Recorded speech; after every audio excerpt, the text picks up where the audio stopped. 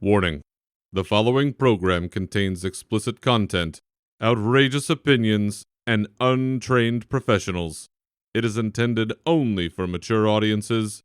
Listener discretion is advised.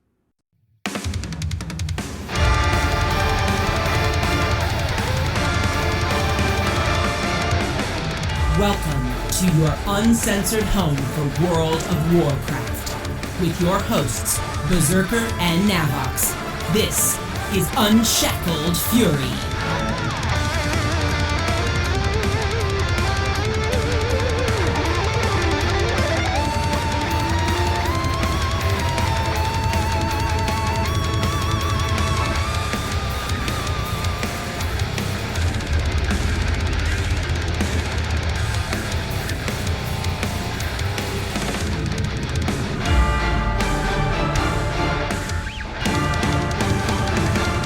We've escaped the maw, found some new friends, but the war for the Shadowlands is only beginning.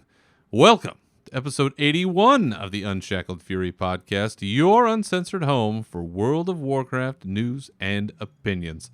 I'm your host, Berzerker, and with me, as always, is the Winter Queen to my chufa. He is Navox. Welcome back again, sir. So, we're in Shadowlands, and Chufa's that little squirrel, right? That's right. In Ardenwell, that's right, yeah. We are affirmed Team Chufa in this household. Of course, that's funny. I didn't actually have enough little pet charm token things to actually buy him, so I don't have it. Yeah, I have to pretend. But my leveling partner Rommel did, so he bought him right away. And I was like, oh, nice. So we're here. We're back. We're here. We're back, and we are in Shadowlands. So it's been solid leveling, solid Shadowlands. Mm-hmm. We recorded this episode the day before Shadowlands dropped. So we've now had 2 solid weeks running and gunning and seeing all the covenants and all the new zones and exploring the land of the dead. So I don't know if it makes a lot of sense to ask this question, but I'm gonna ask it anyway. How have you been, and what have you been up to since the last time we were here? Oh, man. So, geez. Well, it's been pretty fun. I mean, we've been, Shadowlands launched, and, I didn't get in at 6 p.m. I actually I actually took a little more relaxing, intro into this one. Oh. Yeah, so I got in around like 9 or 10 o'clock at night, and I was able to do the intro quests and things like that without a lot of people. I don't know. I guess the mad rush happened because there's people in my raid group that stayed up and leveled within 24 hours. I was like, wow, 24 hours intense. They were just done.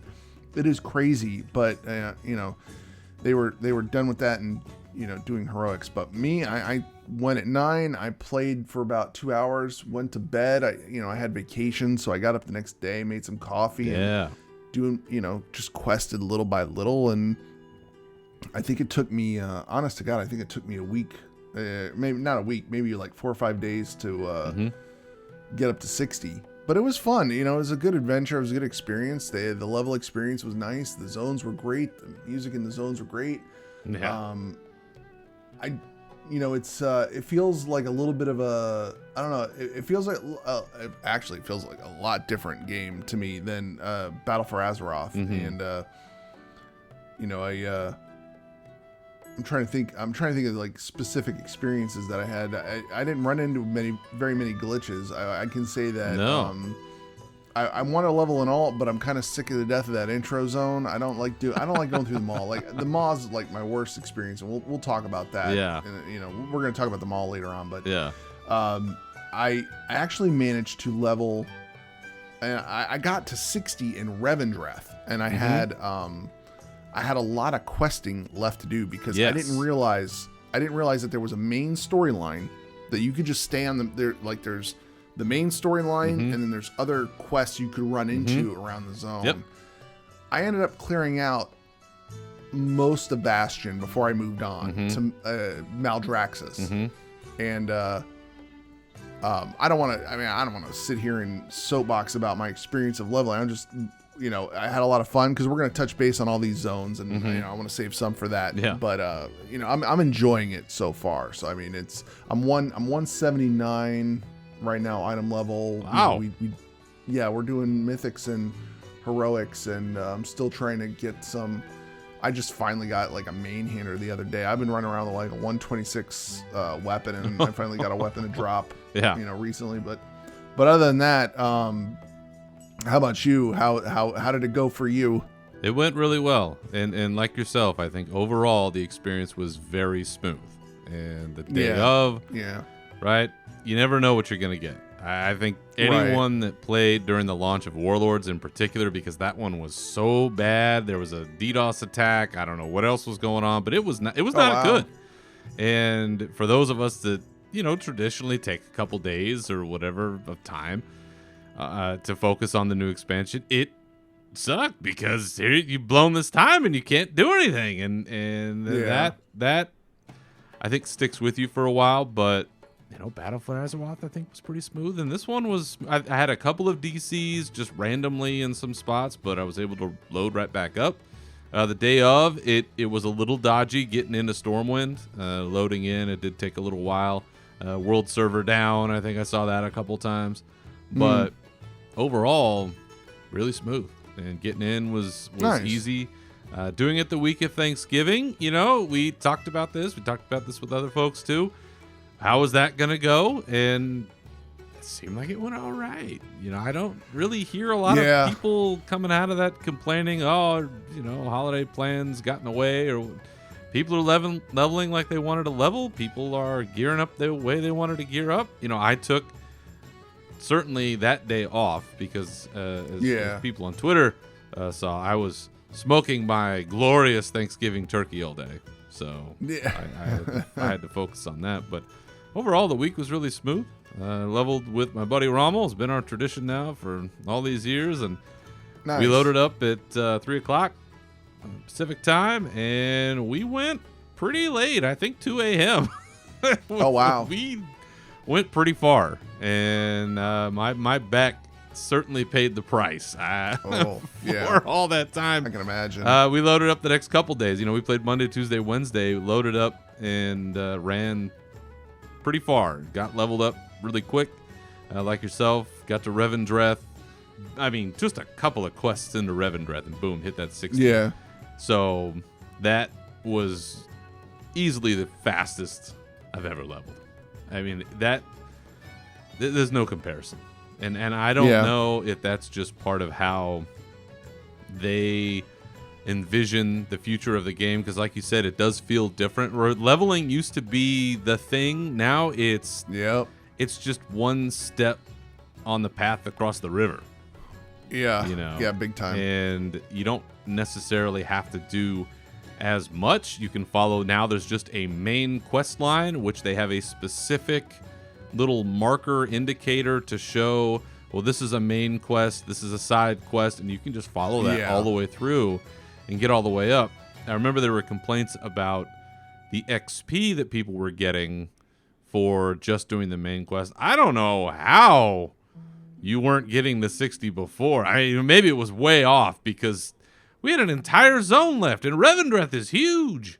So Revendreth is huge. I was surprised that we had that much left. Now, going through the main time, that one time, the first time I should say, it was not inconvenient, but it did feel a little awkward that you had to continue to play through the quest line all the way through until you could move on to actually do your level 60 endgame stuff.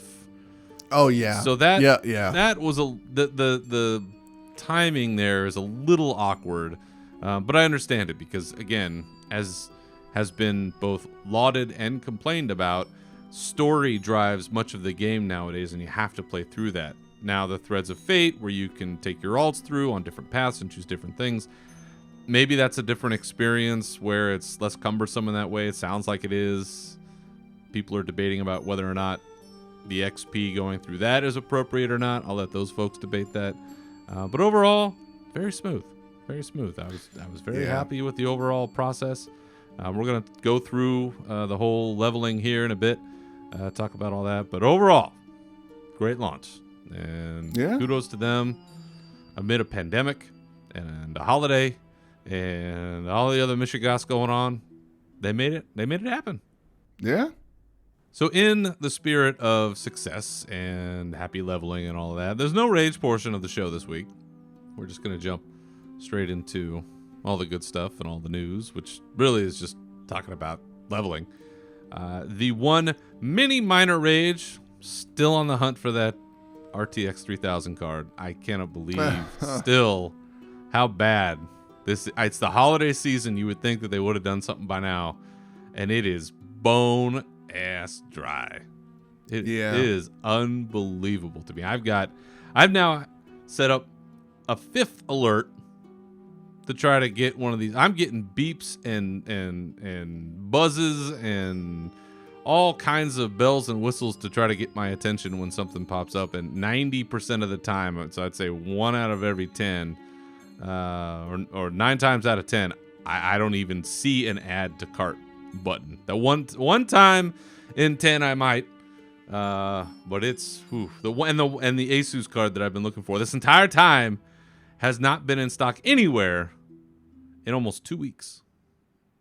It'll get better. It'll get better because the 3060, they announced the 3060 card. So now the whole platform is out there. You got the 3060, 3070, 3080, and 3090. And I think a lot of people are going to, they're going to go to the certain card they want. If they can't get it, they'll be like, you get the impatient people who will downgrade, and then there's just more cards for everybody else. So don't worry too much. Yeah, You'll get First it. world problems. Exactly. Yeah.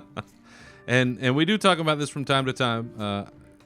On a side note, Cyberpunk does launch this week, which I was hoping to get all my gear in place before that happened. That's not going to happen, so we'll see how that launch goes. And warts aside, because I have seen some of the things going on with that game and that company and everything else. I mean, there are fair critiques to be had, and there are certainly challenges there. But I am looking forward to the game. It's something that's tied very near and dear to my heart. RPG from when I was a kid and growing up, and a lot of other stuff. So I'm still looking forward to it, and hopefully, for CDPR and the other folks there, they can find ways to continue to improve inclusion and how they do things to try to make a more supportive environment. So we'll see how that goes. But for now, Shadowlands, all the time. So why don't we go ahead and jump into our news and talk about Shadowlands leveling.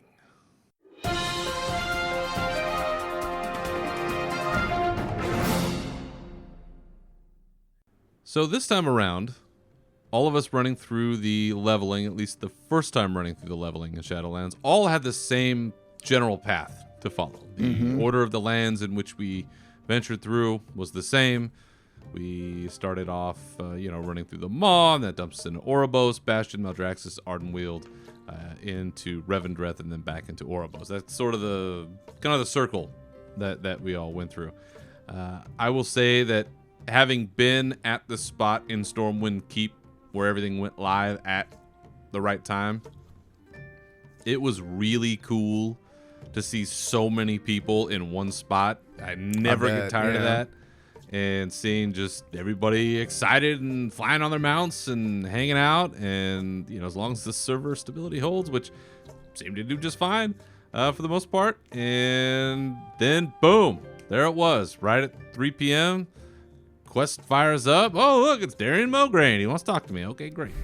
and off we go. So that I think is the first time that I have actually seen that, because in prior launches, I've been waiting for my collector's editions show up in the mail from Amazon or something. So, I missed it by a day or missed it by a few hours or something like that. So this was interesting to see it happen live the first time.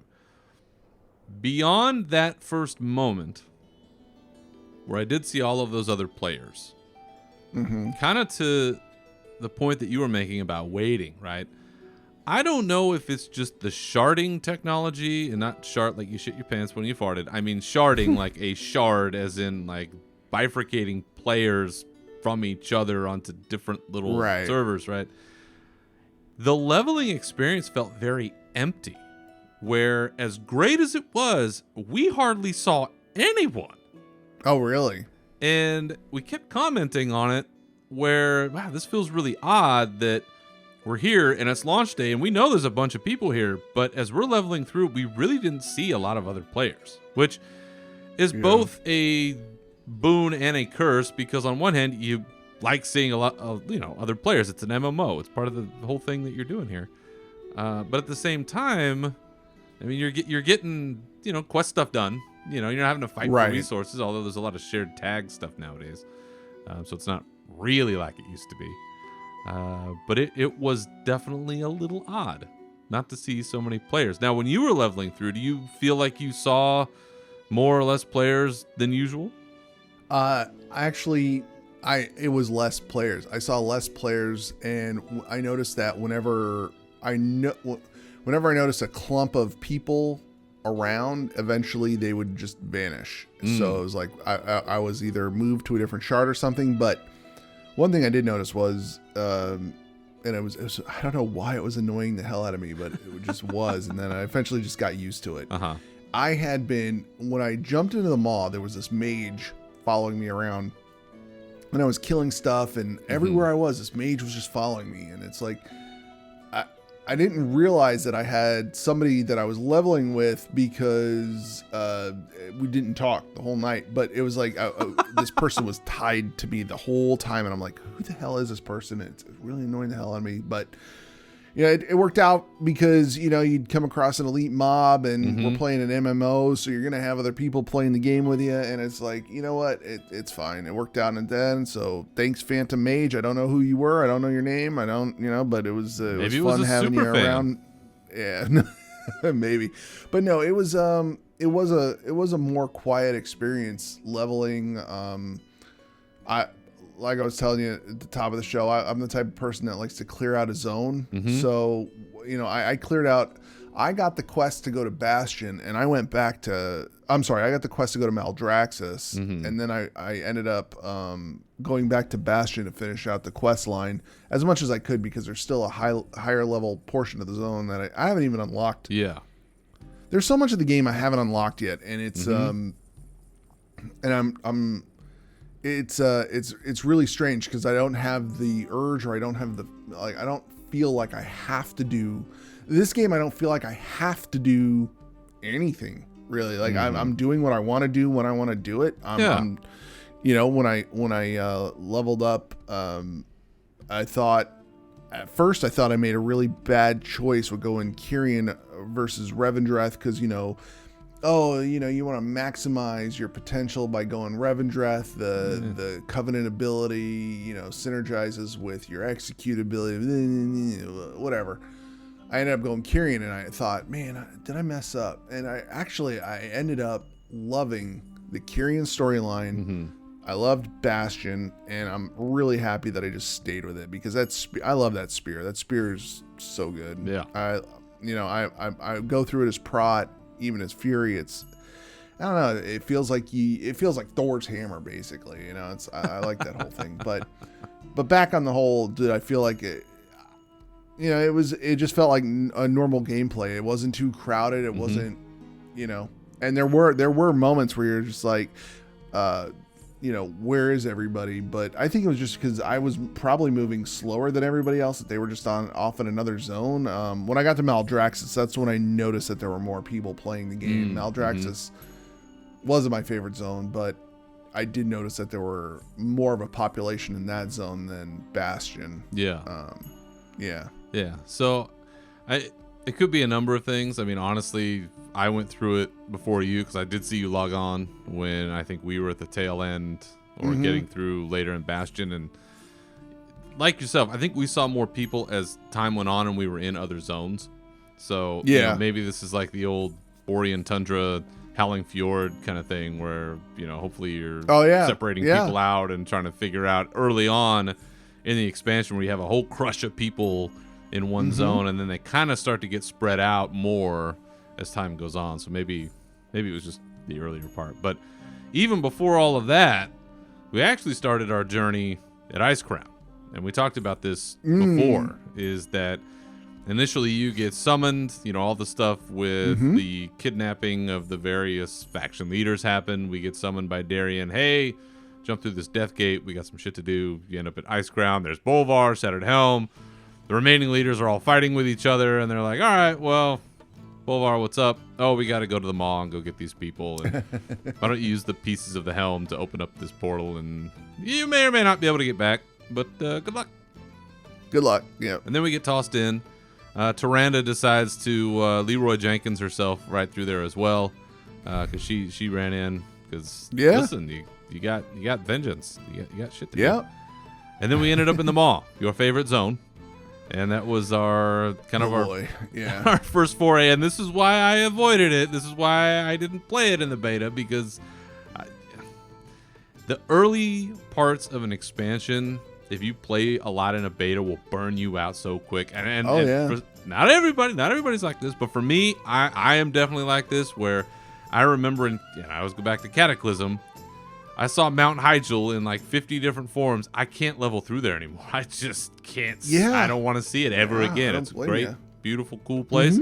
Never want to see it. I had a feeling this might be the same way, because the Maw is this very desolate looking place. Just I don't know. Emotionally, it just feels oogie. It is. Like, it's void. You don't really want to be there. So you find Jaina, you find Thrall, you find some folks that are fighting their way and trying to get out or whatever it is, and you're trying to figure out, okay, how do we get out of here? And Darian's trying to help you, and there's maybe other Death Knights that are around, and you fight your way through there, and ultimately at the end, you find the various faction leaders, but you don't save anybody. Nope. And I was gonna touch base on that.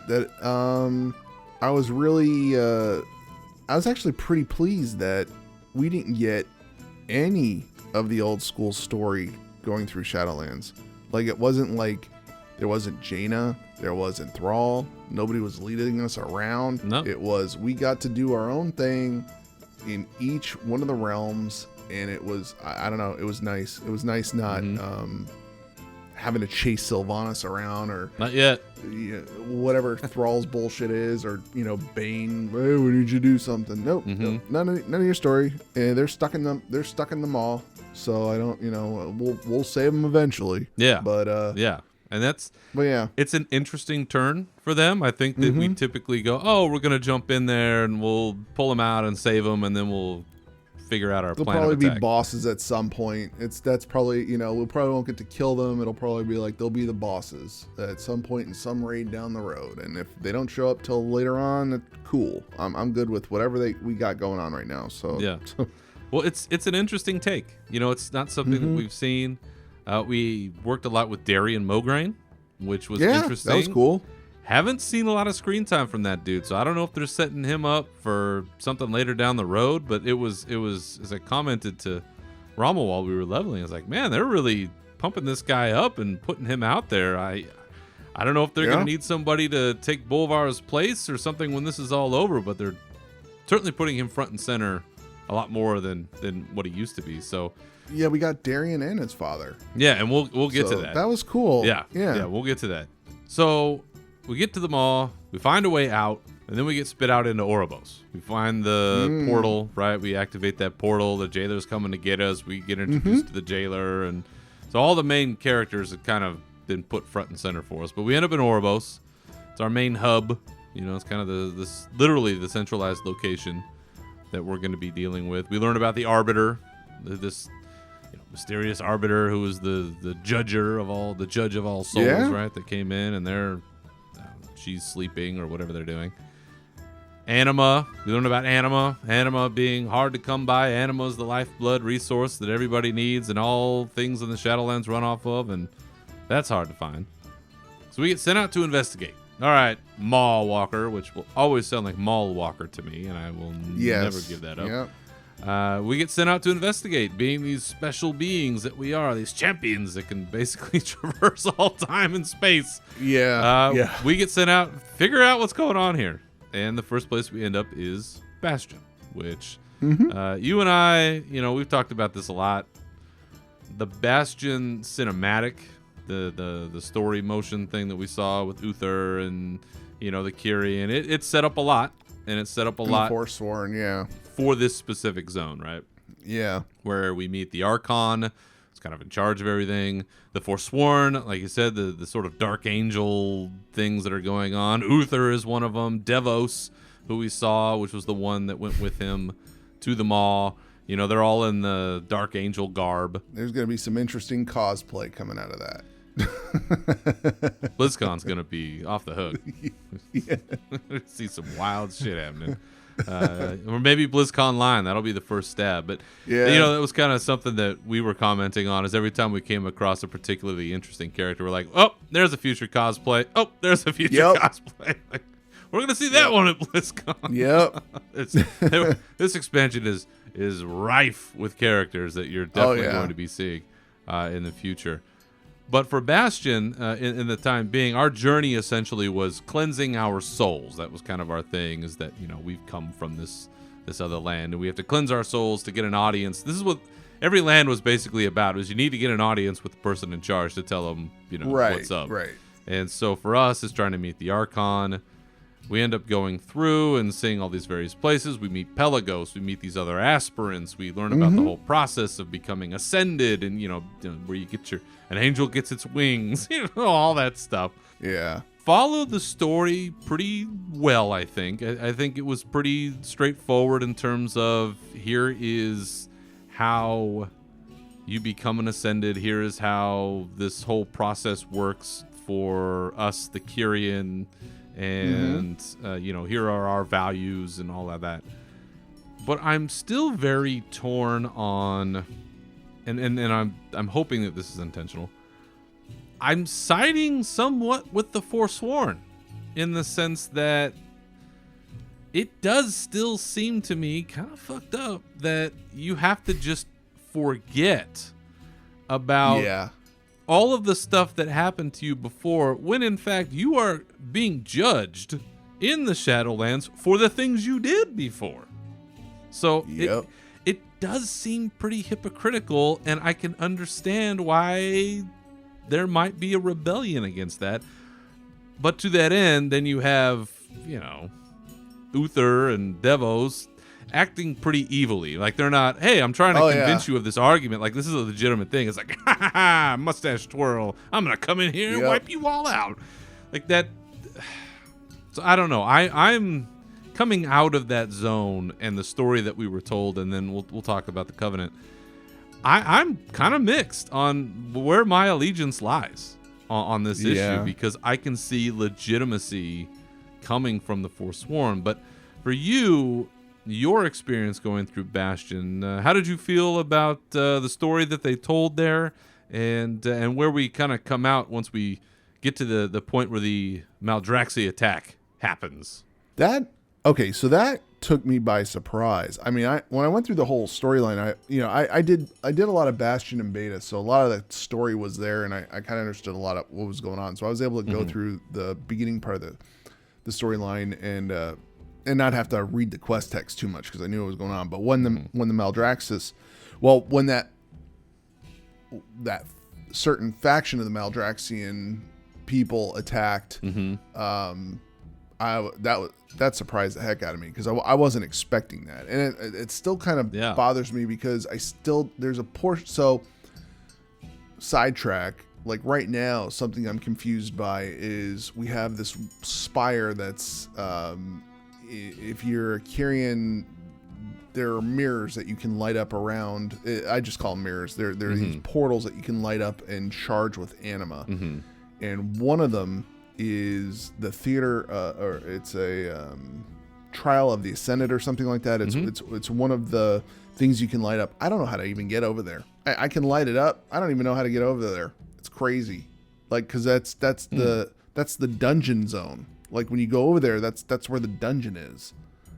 I haven't seen this yet.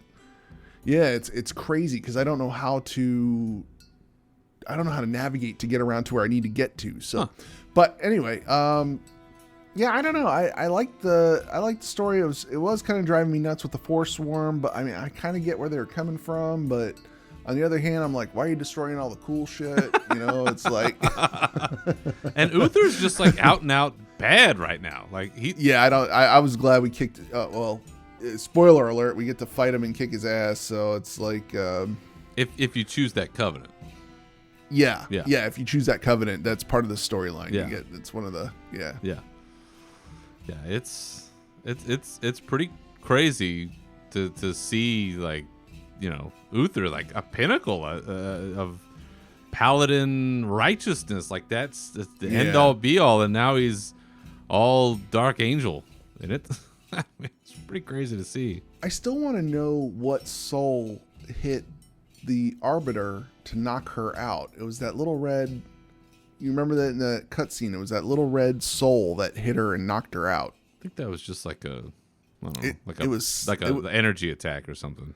No, I think it was one of the souls that, because I think all the souls were channeling through her, and one of them hit her, and just it was too much. I don't know what it was. I don't know. So good question. Yeah. Good question. I don't know. Yeah. So if you know, let us know. Like, write the show. Let us know. Yeah. Comment. Comment. Send us comments. Say you dummies need to learn how to read.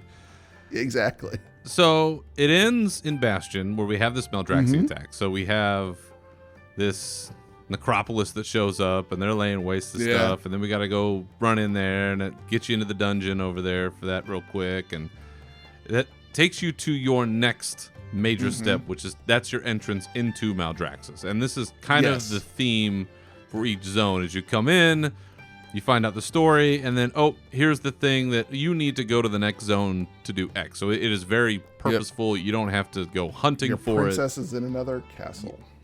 Very much like that. You know, some of these things never go out of style. Nope. So we get dropped into Maldraxxus, and right away, where are we, brother? We are in the Theater of Pain. Yep. Been waiting for that. It's hopping. No shit. Going from the blissful pastures of Bastion into just a pit fight. It is Thunderdome. It is literally Thunderdome. I mean, that's how it comes across, because you go in and, well, everybody's experienced it. So, I mean, you know, we don't have to explain it, but it's just like Thunderdome. Yeah. That transition is wild. Yeah. Yep. And not to mention the fact that, as you have said, and I fully agree, I think they did a wonderful job constructing all of these zones. So I am not critical of what they did. That whole vibe, though, my body just rejects it and hates it. The whole I don't like it either. Eastern Plagueland, spiders and webs and goop, and they did a great job creating that vibe, and it's not for me, but in a good way. But holy smokes, that place is nasty. Yeah, it is. It's gross. Super gross. So when we get in there, we find out that there are 5 houses in Maldraxxus that essentially are part of this. It's a collective. Yeah, collective. They're in charge of the armies of the Shadowlands, so we've been told, and we seem to have been given indications that they have even gone off realm and gone to Legion infested worlds or something to that effect. So they've been out. But these houses are in a state of civil war. Their leader, Primus, is missing, which I was begging for a Les Claypool appearance. Anytime you start talking about Primus, the band Primus. Who doesn't remember these great bands from way back when, talking about beavers eating Taco Bell? Come on, people. That's right. Get back. That's right. We meet Draka. We see Draka. Draka's leading us around, and we're trying to figure out, okay, what's going on here? We got some houses that are clearly aligned with the jailer, trying to fuck shit up. We got some that are trying to keep the order, and it's essentially our job to get into the Primus's chamber and find out what's going on. What happened? Why is this going on? So we go around. All of the various areas there. We pick up this blade that was Primus's blade, and we have to get these rune enchants on it in order to open the door. We get think 5 of them, right? One for each house. We got to get all 5 Right. and open it up. Along the way, the house of the Chosen's leader is killed, and we get sent into the mall to get the one and only, as you already mentioned, Alexandros Mograine, the Ashbringer. Like, this is some old, deep lore shit. I mean, this goes way back to vanilla. That's how far back this goes.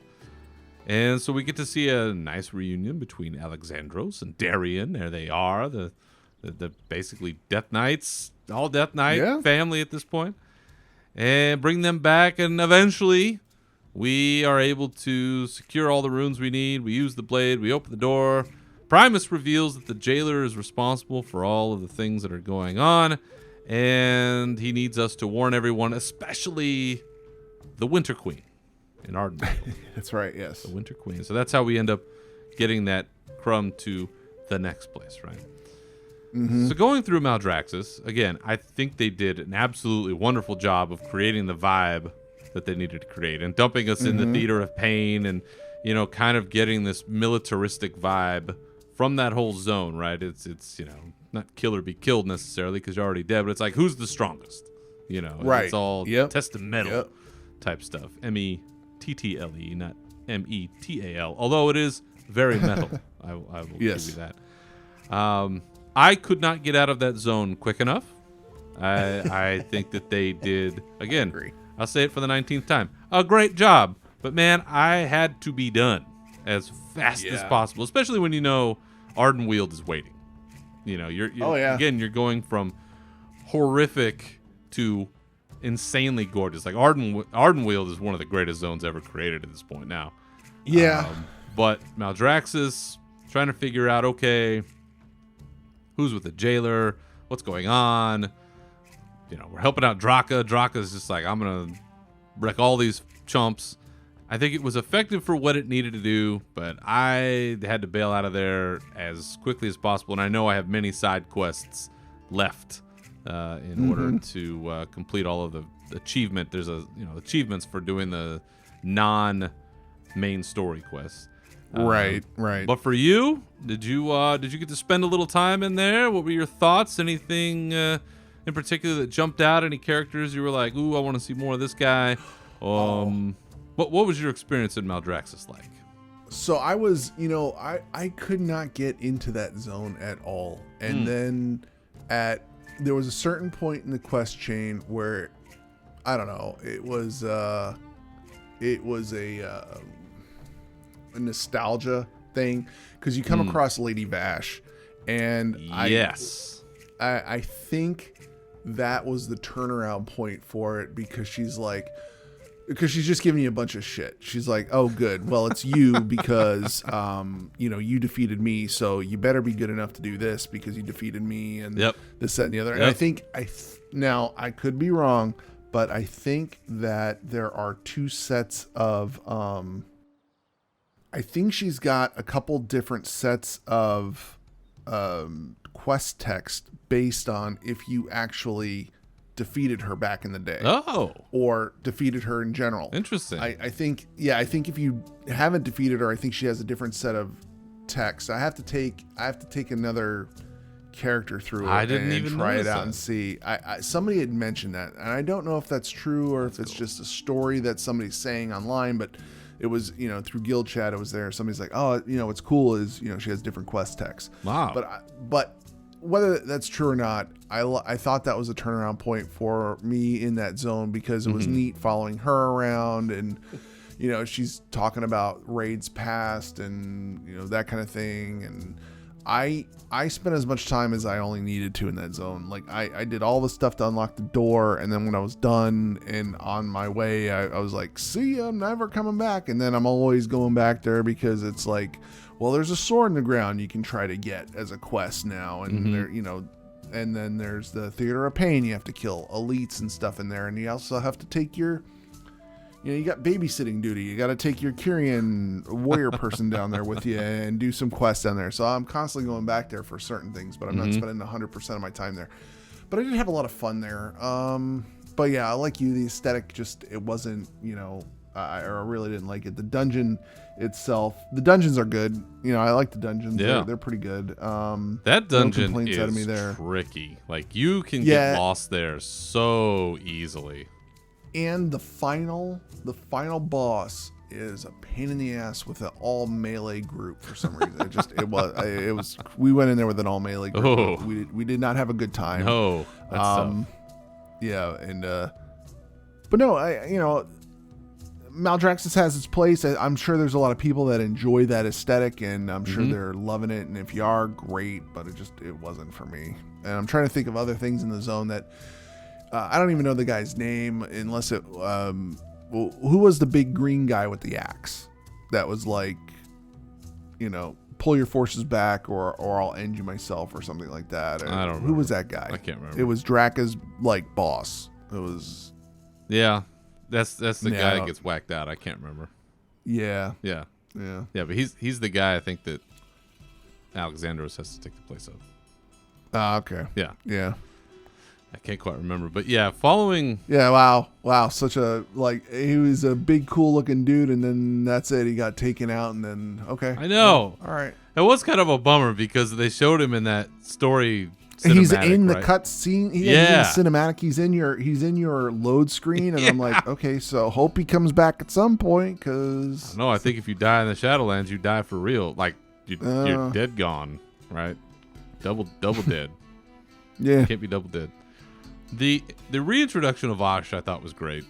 That was really good. I'm glad you brought that up, because like Alexandros coming back, seeing Vosh, these are the kinds of revivals that we're curious about. Yeah, because I wasn't expecting that one. No. Which was cool. No, I like it when I'm not expecting it and they bring back something and you're like, oh, that's cool. And as we've talked about, we're wondering who made the cut. Who gets to come back? Because clearly anyone that's ever died in Warcraft is up. It's fair game, right? Yep. Theoretically, Hogger is out there, right? I assume. So anyone and everyone that we've ever come across should be somewhere, with the exception of maybe a couple that got sacrificed in Ardenweald or some other place or something like that, but we may not necessarily know. So yeah, seeing Lady Vosh come back and taking orders from her and her referencing, what we did in the past, I thought that was a great addition. Those kinds of little things are certainly what we're looking for. I saw a joke on Twitter, and this is very true, about, all the Horde folks. Where is Saurfang?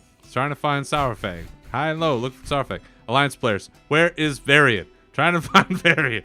Where did he go? Well, what is going on here? And this is going to be the tough thing for them is, why did some folks make it and other folks didn't? So hopefully they continue with the folks that they do reveal are good reveals and add to the story and make it fun. And that's the thing. What we discovered is that the machine of death is broken. Mm-hmm. So very much like, apparently my wife was explaining The Good Place to me, and that's the premise of that storyline too, which is kind of neat. The TV show. The TV show, The Good Place, the machine of death is broken, and people aren't getting sorted into the right place. So there you go. So I don't know when. Maybe it was said in the lore. Maybe I skipped over it. I don't know when the machine of death was broken. I believe they said that it was prior to the Broken Shore.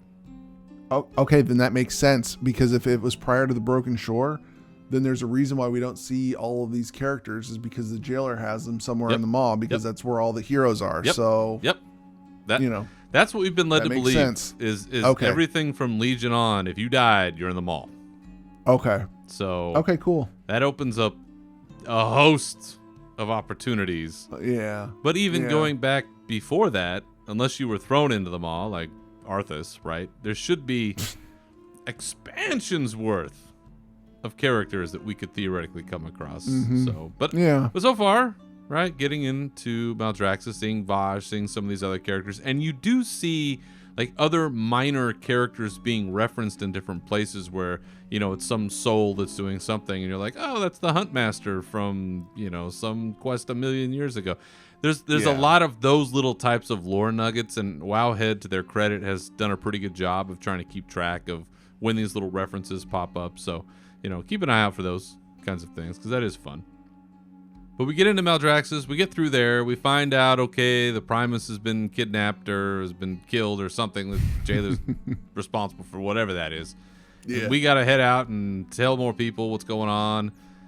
Specifically, we got to get to Ardenweald. We got to talk to the Night Queen. Yeah. Sorry, is it the Winter Queen? So we end up in Ardenweald. We got to talk to the Winter Queen. So not the Night Queen, but the Winter Queen. But she doesn't want to talk to anybody.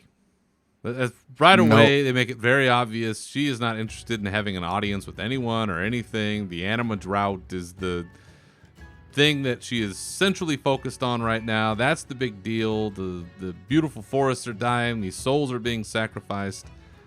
It's plainly obvious that we are not a high priority, which, fine. Okay, so what do we got to do to gain that audience? Well, we got to go out there and prove ourselves once again, this time in the land of Ardenweald. So we got to go out and help fight off the Drust. The Drusts are back. That's right, yeah. Your favorite guys from your favorite zone in BFA. Mm-hmm. They are back, so we have to fight them. We have to save some souls. We got to save the souls that they're trying to keep alive. We got to get our anima. Find that anima. That's all we do day or night. But through the process of leveling, we talk about big reveals and people coming back. This was a big one. So if you haven't played through Ardenweald, fast forward a couple minutes, because this was probably the biggest one so far that I can think of by a mile.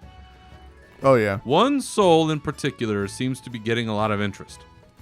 Mm-hmm. One soul in particular that we need to be very interested in its salvation. And pretty quickly, it turns out that the soul that we were trying to save is Ysera's. The green dragon that was killed way back in Legion, was corrupted by Xavius, the nightmare, the whole deal. They even replayed some of those cinematics from Legion as you go through the leveling process. And through leveling through Ardenweald, here we end up not just saving Ysera's soul, but Ysera ends up being reborn. Ysera's back. Yep. Holy crap. They brought back Ysera, one of the greatest and mightiest of the dragonflights of all time.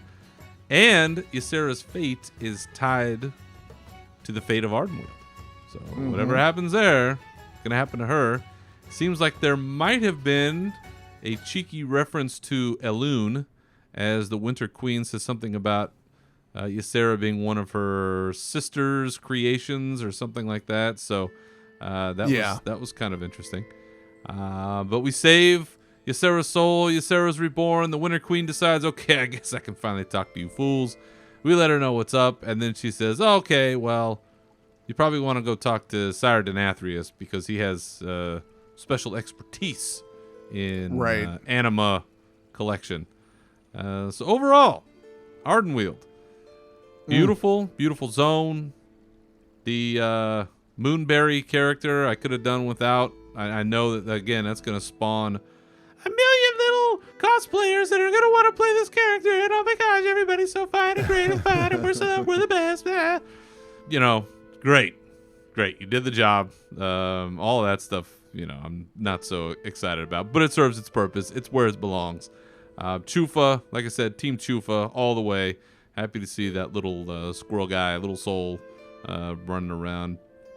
Great frogs with wooden masks. Oh yeah, they look cool. Yeah, you can get a mount off of Rare that shows up out there, and we were about 30 seconds too late to get into that while we were 11. I was kind of bummed because those look cool. But overall, again, I thought the leveling really smooth. That land, not too difficult to get around, considering they do a good job, like Disneyland, kind of hiding things around corners, so you always feel like you're in some secluded area, even though you're right next door to something else. It just never quite feels that way. Yeah. But a gorgeous zone. I think the story made sense. I got it. They're trying to keep these souls alive. We're interrupting. They're not too thrilled about it. But overall, no issues. And had a lot of fun. Again, trying to figure out who might show up, what might go on. But I enjoyed it. It was great, and certainly a nice departure from where you were just before in Maldraxxus, where everything was horrible. But for yourself, Nav, going through Ardenweald, things that jumped out to you, characters maybe that you enjoyed more or less than others, quests that jumped out. What was your experience like going through the great land of Ardenweald? It was nice. The music, like I said, the music was great. The zone is very night elfish. You know, if you like the night elf aesthetic, you're gonna like. You know, you really like Ardenweald. It'll probably gel with you a lot. It's a typical fantasy zone, and it's very much like Pandora, I guess, from Avatar. I was trying to think like. But yeah, I mean, it's not. That was the other zone. Like I was just. I don't know. It didn't. I guess that zone didn't gel with me as It's better than Maldraxxus, but it didn't. It just. It's not where I'm spending a whole lot of time there. I thought some of the quests were interesting. With there were some. I don't know.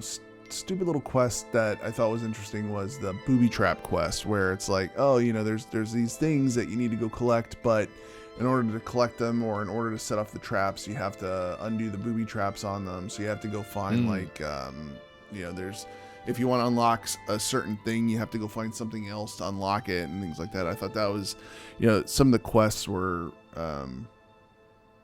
well thought out, I guess, like little puzzle quests. But other than that, I mean, it didn't, I'm not, if Ardenweald's your thing, great. But it, it was just another zone for me for that one. I wanted to get through it so I can get to, at that point, I think in my leveling, I was getting to that point where I was kind of, there always comes a point with my leveling where I get tired. I just want to be able to be 60 and get my Covenant ability and stuff like that. So I was trying to get through Ardenweald quickly so I can get on to Revendreth. So even as fast as we were going, it still wasn't fast enough. Yeah. Yeah. Well, and certainly by this time in the leveling experience, and definitely the first time once we hit Maldraxxus, I was missing, and this is how I knew Kyrian was going to be my Covenant. I was missing my steward, which was cool that we got to pick the stewards. Like, you got to have the quest of pick your own steward. You get to go around and talk to all the different ones and pick which one you want to adventure with you. I thought that was really fun. But missing the steward and the Spear of Bastion as a warrior. Yeah. As soon as I got into the other zones, I knew that's what I wanted, because the other abilities and the other, either class or zone abilities just didn't do it for me. Like in Ardenweald, being able to shapeshift and run a little faster, okay. There was the attack where you do like a conal attack, frontal conal attack. I was okay, but nothing that crazy. The Maldraxxus one where we got, basically a stat buff real quick. That one. Yeah. Just, that to me was one of the great successes of all of this leveling, was that you should know by the time you're done what you're vibing with, because you have now leveled all the way through, which, that's the intent. But we had talked about all the noise about, pull the ripcord, blah, blah, blah, which, by the way, now that I've seen how the Covenants work, there's no way they could pull back on that. It's way too big. Way too big. Yeah. So I'm glad that noise will die off eventually. But yeah, it was immediately obvious. Certainly by the time we were running through Ardenweald, I'm like, man, I missed that beer and that little steward guy and all the stuff that we got. I mean, I needed that. I needed it. I need that spear. So we run through Ardenweald, we help them and figure out, okay, what are we doing next? Well, we're going to Revendreth. Finally, going to the Gothic land, and boy almighty, there is a feeling on this. There is no mistake. The Gothic vibe of this place. I mean, it is all very... You want to talk about Witcher 3? I think this is your Witcher 3 zone. I think this far and away is Eastern Europe, way beyond anything that we had back in Battle for Azeroth. I mean, this, it's everywhere, and they're huge. It's a huge zone, huge castles. Like, it's very dark. There's a vampire civil war going on. I mean, it is wild. And you meet Sire Denathrius pretty early, right? Yeah, the right whole out, plot, right out of the gate. Yeah, right out of the gate. The plot gets explained, I think, pretty quickly and pretty clearly. We find out that Denathrius is responsible for the anima drought. We find out that they're essentially hoarding all of this anima. We get to go in to Castle Nathria, and you see these giant containers that are full of anima. And like, oh, well, okay, I guess that's it. We end up being sent back into the Maw through the leveling process because we have to get the resistance leader, Prince Renethal, back. And so we're back into the Maw. We got to go in there. And all of this culminates as we've gone through this entire zone, and we've seen all the various factions of the Civil War going on here. We end up in the Castle Nathria area, and we get a cinematic where essentially all of that anima storage just gets blown up and goes right into the Maw, and gives it like a, I don't know, serious power boost.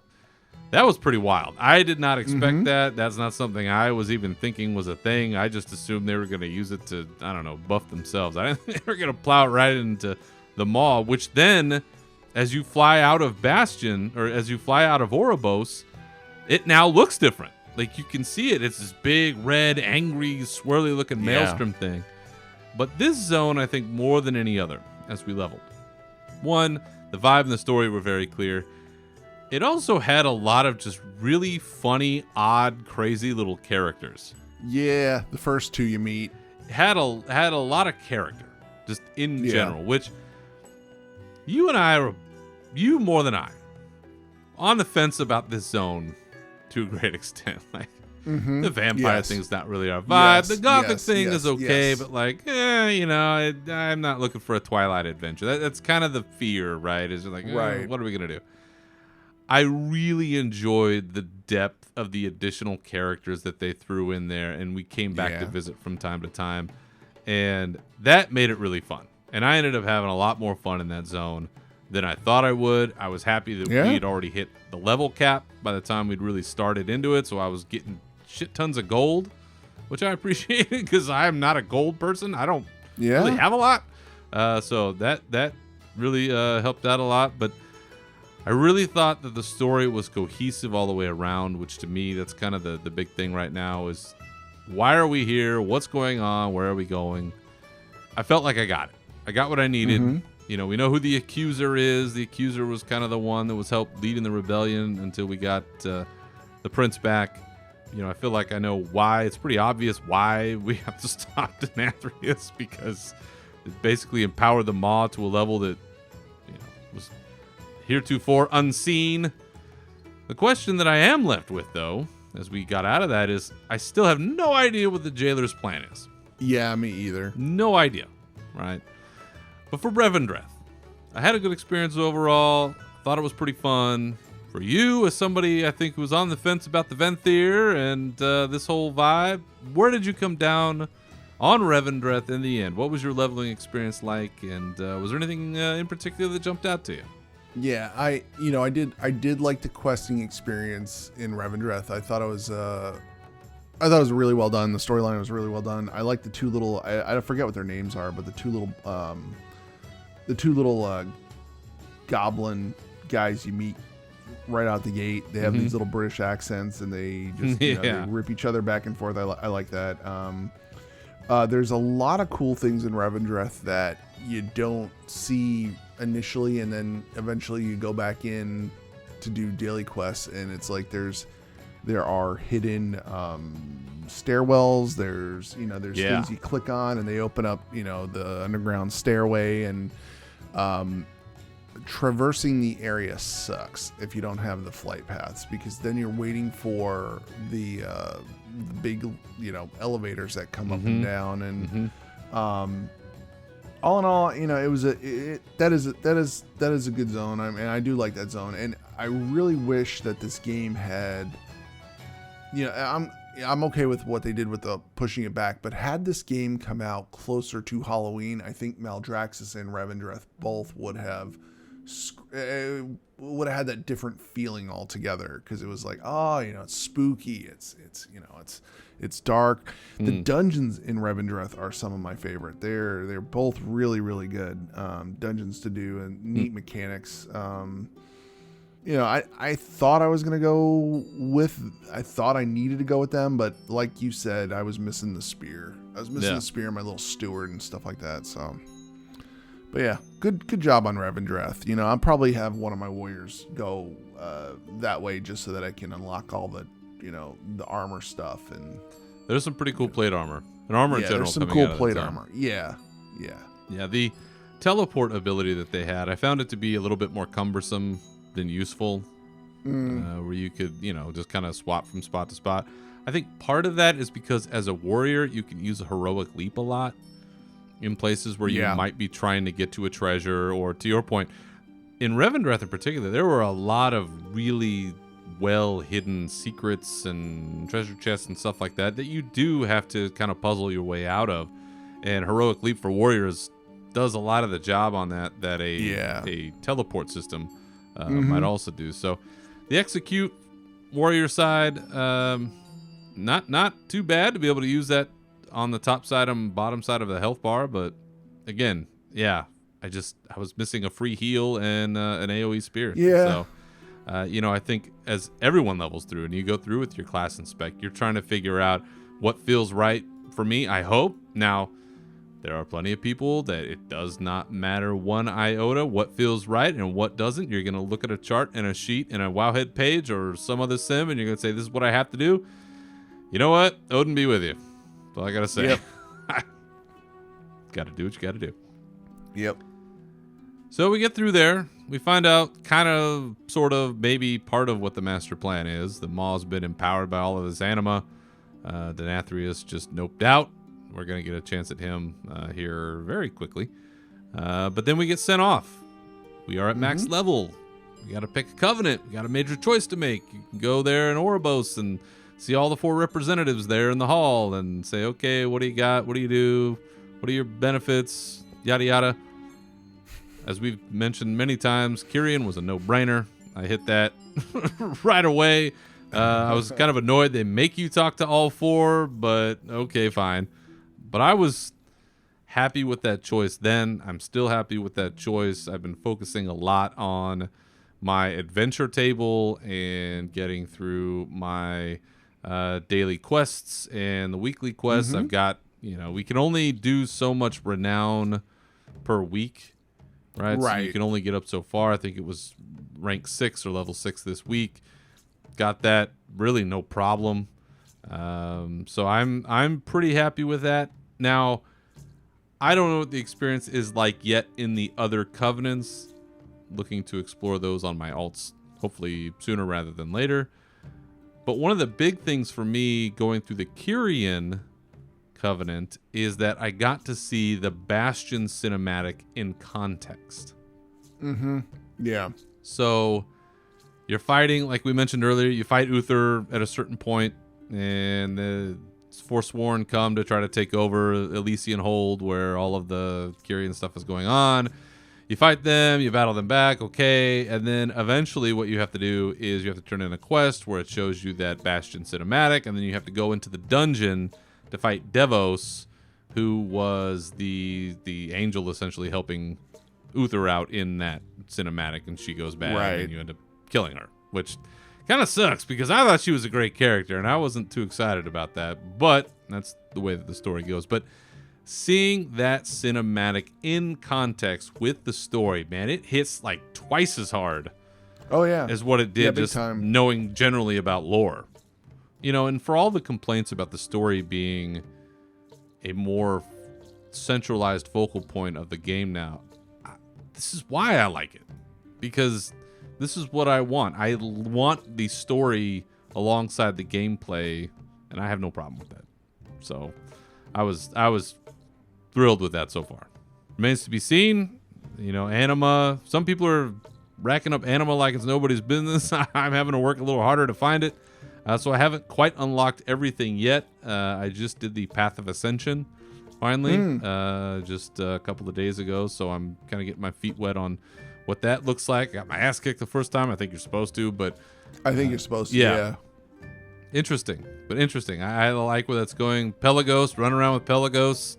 Yeah. Cool. Great story so far. Pelagos, very eager. Maybe not the first to get ascended, but that's part of that journey, right? That's part of Pelagos' journey that you're going alongside with. That's been fun to watch. So far, happy with Kyrian. I have no desire to change whatsoever, and it seems like you too are also happy with your Covenant choice. I am.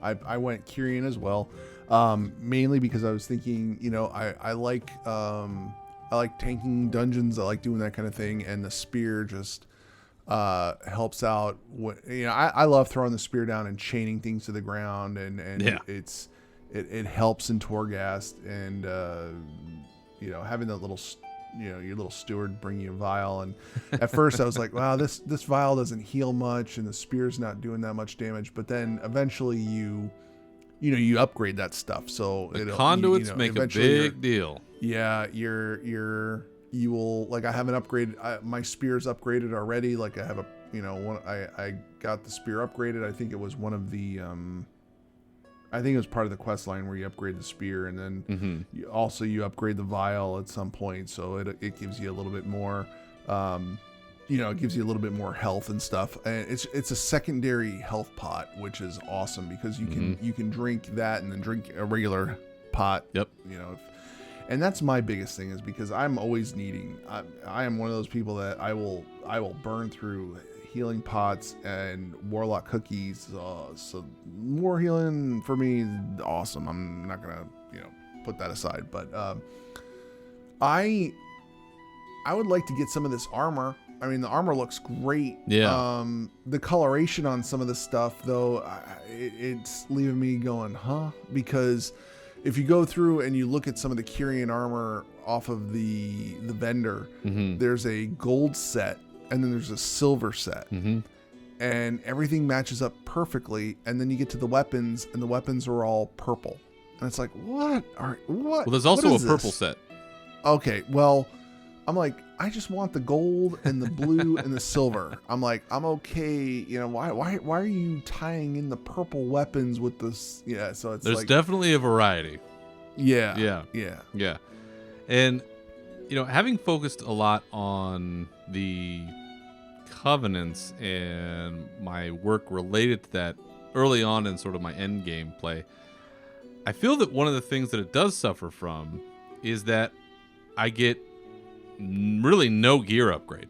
And so where I've focused solely on that for the most part, I am way behind when it comes to gearing up for my raid. Like, I am probably the lowest geared person on my raid team right now because I really haven't been doing dungeons, because the time that I have, I've been spending it on my Covenant stuff because I'm trying to keep that leveled up.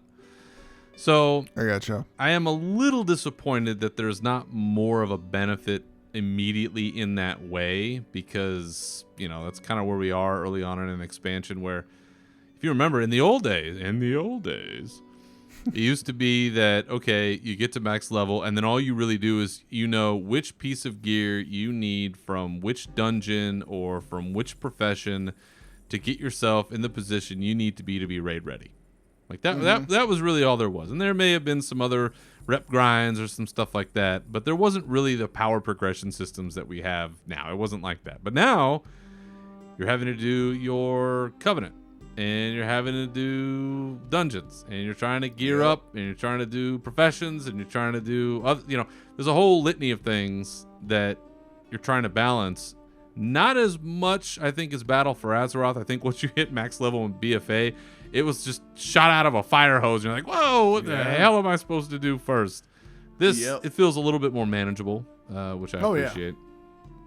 But on top of that, one of the other things we got going on, as things that we're balancing, is our legendary build, right? So now we're in a position where legendaries are coming early, way earlier than most other expansions. I think with Legion, we were able to get them from drops and different things, but this now, working through Torghast, working with the Rune Carver, you are able to craft your own legendary. Hopefully you're getting the right drop from the right dungeon for the right effect that you're looking for on your legendary piece, which there has been some complaint about that. Although, to be fair, in the handful of dungeons I've done, I've seen a lot of recipes drop. So maybe, I think they boosted it. Thought I saw a hot fix where they'd increase the drop rate in dungeons. But I know personally, I haven't gotten any, but I have seen them. Nice. But looking at Torghast overall, now that it's live, what is your impression? How's it been going for you working in Torghast, trying to get your Soul Ash, trying to get your legendaries going, doing quests, just running for fun? How's Torghast been treating you so far? Torghast has been pretty fun. I'm not busting my ass trying to do the 3s. I still haven't unlocked the Rune Carver. It's taking me about, what is it, 30, 35, 40 minutes to do one Torghast run. So it's, I'm not blowing through it too quickly. And I'm the type of person that'll explore every part of the zone. Like there was a point where you got a grappling hook and, when you ascend to the top, if you look down below, there's actually an anima power that you can get if you have to turn off, and it's silly, but you have to turn off your auto run, because what happens is during one of the runs, I ended up getting, there's a speed enhance if you get close to a wall. Well, what happens is you have to get close to the wall to get off of the side to get down and get that little anima power, if that's something you want. So you put on walk instead of run, and then you can walk backwards off and drop right down on top of it. I died 2 times because I was like, all right, I'm gonna move slow, and you hear that little whistle that goes, and it makes you faster, and then you run off the edge. But I'm having a lot of fun with it. It's definitely interesting. I've noticed that I've had an easier time doing it as a tank than a DPS, which is not, it's fine. I'm having fun with it. And then I made the grave mistake of, it actually worked out in the end because I ended up getting a achievement out of it. I bought one of the orbs that you can throw on a non-elite mob to turn it into us. So I'm like, okay, cool, what does this do? And then I did it, and then I ended up turning the last guy that you buy all the stuff off of into the thing. And I was like, shit, well, now I can't buy anything else. And I have to, defeat this last boss without buying up, using up all my I didn't even know you could do that.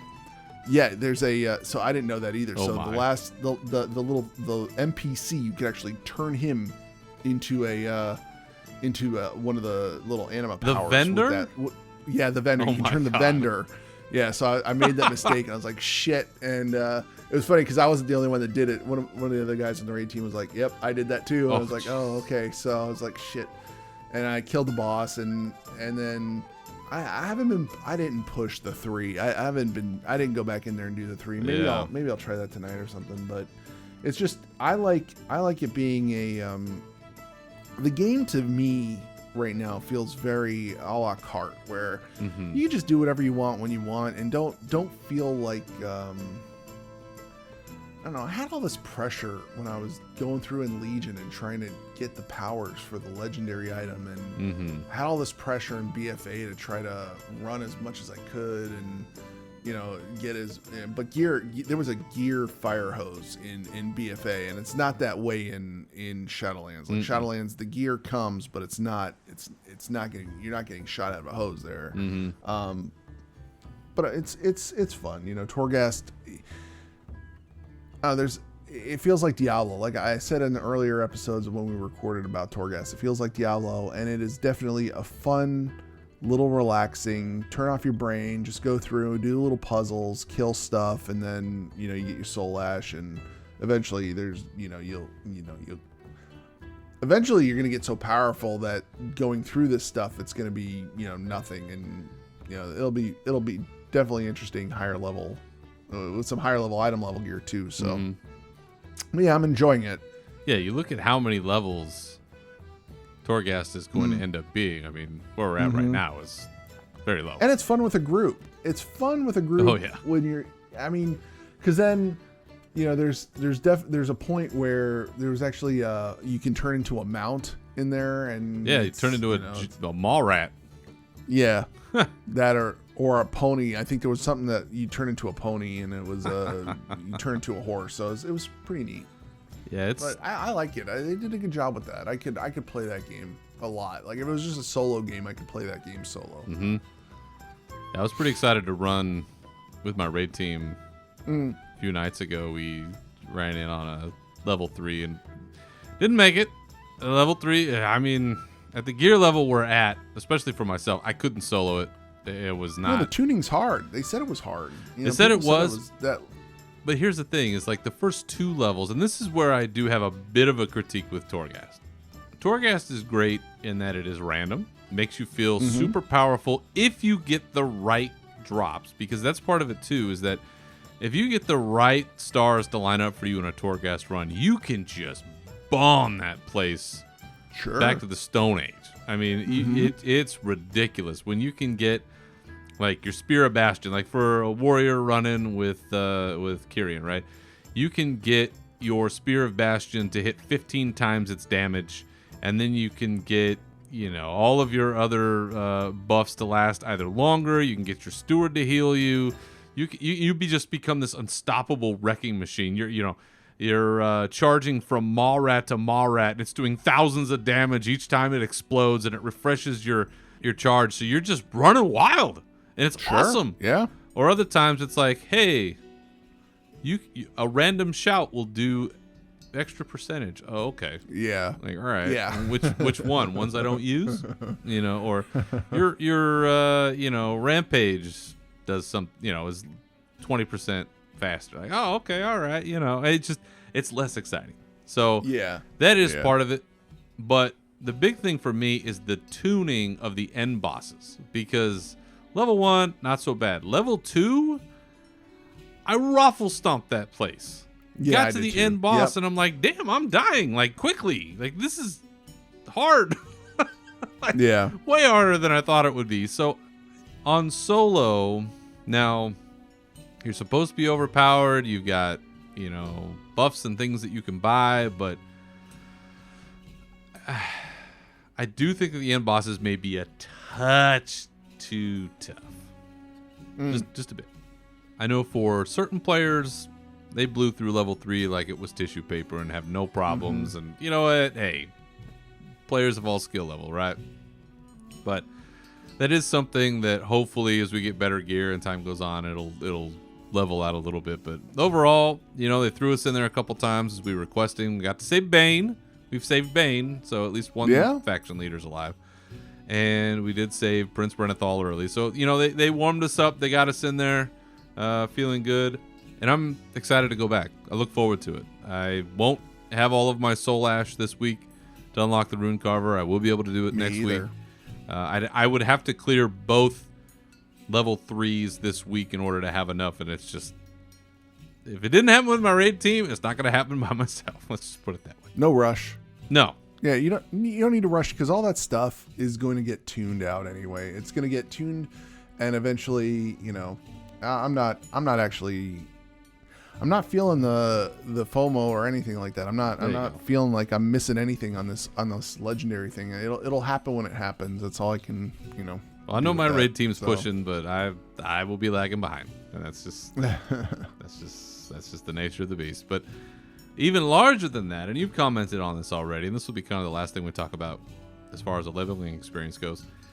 I think that the Maw may be one of my least favorite zones overall that we've played in any expansion.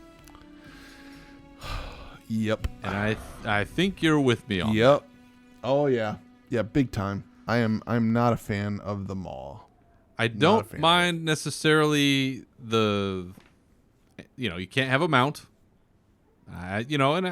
Okay, to some extent, cool. I get it. It's a mechanic to make that zone difficult. And the Eye of the Jailer, not necessarily a problem. Kind of not time gates, but it puts a timer on how long you can be in there, which, it gives you an increased sense of danger. And you've got to work on your rep with Venari, and you're trying to, have these things that you can buy to help make that time in the Maw easier. But maybe it's just because we're early, but it feels boring. There's just not a lot going on there for a place that's supposed to be so dangerous. Nope. And on top of that, you're penalized for doing the quest, because the more stuff you do, the more Eye of the Jailer you get, and then eventually it just becomes unfun to be in that zone for that day. So by the time you get down to where Eye of the Jailer's happening, or I'm sorry, no, that's the name of the quest, the Wrath of the Jailer. Wherever you have to go do that one weekly quest, so you get that done. Or daily, whatever it is. I don't even know what it is. But it's, there are some, you can go kill some mobs and you get a temporary mount, and that's cool. But not being able to mount sucks in that zone. It just, and it's not, I guess you're right. It's not supposed to feel fun. It's supposed to feel when you're doing it. But yeah, all in all, right now I'm not enjoying it all that much, and maybe I don't even have half the zone unlocked. Like there's the bottom right half of the map that I don't even have it unlocked yet. Yeah, me either. No, I go in there, I do my quests that I can. Like I'll go do some daily quests for today, but it's not. I don't know. It's just not something I'm chasing down every day either. So it's now I will say the Venari. Her voice is pretty cool. I like that. Whoever the voice actor is for that is. Someone said it was Overwatch. Somebody said it was somebody from Overwatch. So I was like, that's pretty cool. That's a neat voice. I like it a lot. Yeah. But yeah. Yeah. Whoever that is amazing. It's one of my favorites so far in the expansion. Reminds me of an actor that I remember. She's been around. She's an older actor. I remember her being in 24 one season, I think, and I can't remember what else I've seen her in, but she's really good, and it's the same kind of voice, and it reminds me of her, and I've loved that. And on that note, I saw something, I think it was from Steve Danuser, about the voice acting in this expansion, where it was a possibility that this may have been a silent expansion because of the pandemic. They may not have been able to get recordings from folks, and they actually worked with their sound studio to be able to set up recording studios at home for all the voice actors in order to actually be able to do it. So it's kind of a miracle we have any voice acting at all. So I thought they did a great job. For whatever that's worth, great job. So the mall, I mean, I guess it's supposed to be a nasty place we don't want to spend a lot of time in, and they've achieved that goal because don't really want to spend a lot of time there. Yeah, absolutely. Unless I'm walking my ass over to Torghast to try to do something. So that's where we are. Trying to gear up, and we're working on dailies, working on covenants, working on all the stuff that we're trying to do right now to get ready for what? Our raid. First raid. Castle Nathria. Coming out of the chute. Yeah. This week, December 8th, with Mythics on December 15th. This will be the new raid hitting, the first one of this Shadowlands era. And just for a brief rundown on this is a 10-boss raid broken into essentially 3 wings with a final confrontation with Sire Denathrius. There is somewhat of a non-linear order, so you can kind of choose some of the bosses in the middle, which order you want to go in when you fight them. One of which, and I can't believe I'm saying this, one of which involves us saying Kael'thas Sunstrider's soul. Oh, jeez. I didn't see hide nor hair of Garrosh while I was leveling in Revendreth, so I guess that little mystery is still going to be out there unless I totally missed something. But I think we had a hint that Kael'thas would show up somewhere, and this is where it is. We find him in the raid. We're saving his soul for whatever reason. And here is the rundown from the Encounter Journal about this raid to kind of give you a flavor of what we're doing. Long has Sire Denathrius ruled the denizens of Revendreth as they harvested anima from prideful souls, but as drought and fear gripped the Shadowlands, Denathrius revealed his true loyalties. In defiance of his former master, the noble Prince Renethal gathers his few remaining allies for a desperate mission to infiltrate Castle Nathria and remove Denathrius from power. So we're helping the rebellion. We're fighting Vader once again here in Castle Nathria. One other note about this raid is that this will also give us our first shot at the Great Vault rewards tied to raiding. You have to kill at least 3 bosses to get your first reward, 7 bosses for your next, and then pull 10 to clear for your next bump up. So that's where we are. We've leveled through the Shadowlands. We've met all our new friends for the most part. We've picked which ones we want to hang out with. And we're going to head into our first raid here this week and do some more damage. So, before we go this week, Nav, is there anything else about our leveling, dungeons, gearing, dailies, anything else about your experience in Shadowlands that you want to talk about? No, I'm pretty good. It's been pleasure. Yeah, it's been a real pleasure leveling in the game, and I'm looking forward to seeing what else the game has to offer later on with later on expansions. That's right, and we'll see where this leads us next, because I don't think we have any idea what the next patch is or what it entails. So, quite a bit of mystery left on this bone. All right. Well, that'll do it for this episode. Other than this fine program, where can the good people find you on the internet, Navox? You can find me out there on Twitter. I am at NAV_OX. As for me, you can always find me on Twitter at Berzerker Rage, and this show at Unshackled_Fury. Feel free to contact the show with your questions, comments, or otherwise by going to unshackledfury.com. And you can find this show wherever you get your podcasts, including Apple Podcasts, Google Podcasts, Amazon Music, Stitcher, Spotify, and Pandora. So once again, thank you for listening.